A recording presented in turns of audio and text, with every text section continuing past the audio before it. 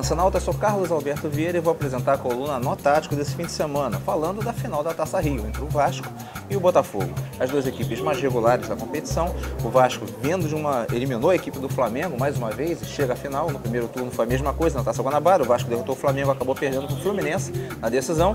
E o Botafogo, que derrotou o Bangu e conseguiu chegar a uma final com bastante mérito. A equipe do Botafogo vem praticamente com a sua força máxima, o Vasco também é bem posicionado. Dessa vez o Juninho não vai jogar, quem vai começar é o Felipe, como ocorreu nas últimas partidas também. Vamos então dar uma olhadinha tática, começando pelo Botafogo, que na teoria é o mandante, tem a melhor campanha. Vamos lá? Botafogo, nenhum problema, Antônio Carlos, o Fábio Ferreira fazendo a defesa, o Márcio Azevedo de lateral, o Lucas um pouco mais recuado na direita. O grande foco do Botafogo vai ser o jogo em cima do Elkson. O Elkson trabalhando um pouco mais pela direita, o Michael Suel centralizando, o Michael Suel que está voltando e voltando a mostrar o seu bom futebol, o Louco Abreu como referência dentro da área e o Herrera. Talvez o Herrera não entre, o Botafogo pode começar com o Lucas Zen, mas a tendência é o Herrera funciona bem com o Louco Abreu. O Herrera sendo aquele jogador de chegada, vai ter muito auxílio do Michael Suel. O Botafogo deve forçar muito as suas jogadas pelo meio, né, o que não é tão comum assim. O Botafogo gosta um pouco mais de jogar pelos flancos, fazendo cruzamento para a cabeçada do Louco Abreu.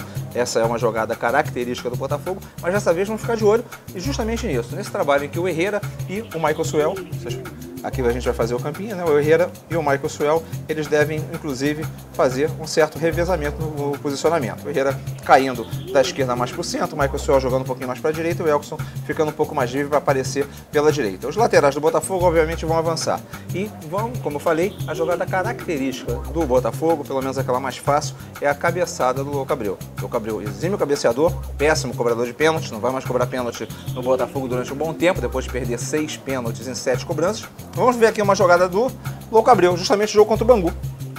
Uma jogada rápida, Louco Abreu de referência dentro da área, ele recebe, olha a situação, gol. Gol de cabeça do Louco Abreu em cima do Bangu.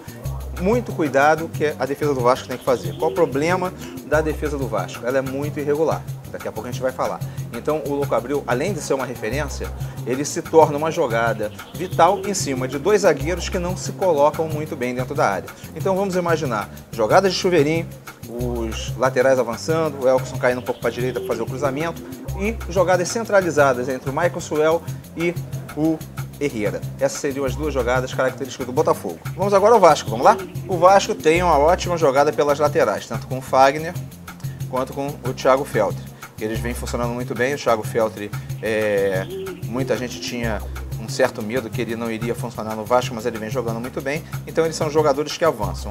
O avanço do Thiago Feltri tem como um auxiliar de luxo o garçom de luxo Felipe. Felipe faz bem a jogada, a triangulação com o Thiago Feltri. Ora, o Felipe vem um pouco mais para o meio para fechar um pouco mais as jogadas centralizadas. O Rômulo deve avançar um pouquinho, o Felipe Bastos também, mas a tendência do jogo do Vasco da Gama não é só em cima do Felipe, ali pela esquerda, e sim em cima de um jogador que é ponto-chave para o Vasco, é o Diego Souza. Fase esplendorosa do Diego Souza, ele está muito bem na equipe vascaína, ele faz muito bem o pêndulo.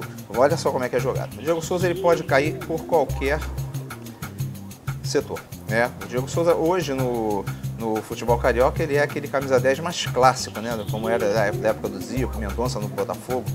Então o que acontece? O Diego Souza ele pode cair tanto pelos flancos como entrar dentro da área. Não como elemento surpresa que todo mundo imagina que o Diego Souza vai fazer isso. Mas o Vasco aí fica trabalhando com dois jogadores de frente. Tanto o Alexandre, que cairia mais para o primeiro pau, como o Diego Souza para a segunda trave. Por que costuma fazer isso? Porque o Vasco tem uma jogada muito forte pela ponta, que é com o Éder Luiz. O Éder Luiz é um jogador muito veloz, mas ele gosta um pouco mais de trabalhar como se fosse um ponta direita.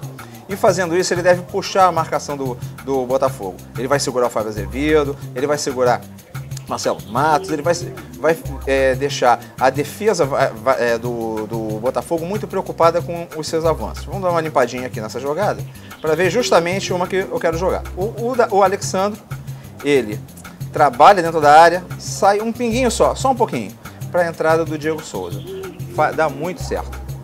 Praticamente o Vasco tem 1, 2 jogadas nessa situação por partida. E muitas vezes sai o gol. Olha só, num jogo em que o Vasco perdeu para o Flamengo, como é que foi a jogada que resultou no gol do Diego Souza. Olha só, o Diego Souza, ele se posiciona dentro da área, aproveita um cochilo dos zagueiros e faz o gol do Vasco.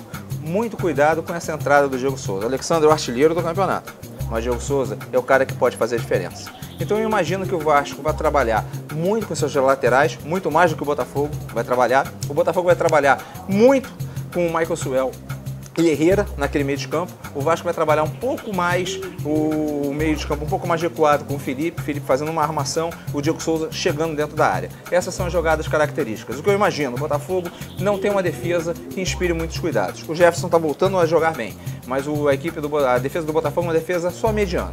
O Vasco, pior ainda, os dois zagueiros, eu não tenho muita confiança nele. E por isso, eu acredito que o Louco Abreu pode ser o diferencial. Coloco o Botafogo como favorito nessa partida. Se vencer, se tiver empate, vai para pênalti, né? Mas o vencedor dessa partida vai decidir com o Fluminense. Estou apostando numa final Fluminense e Botafogo.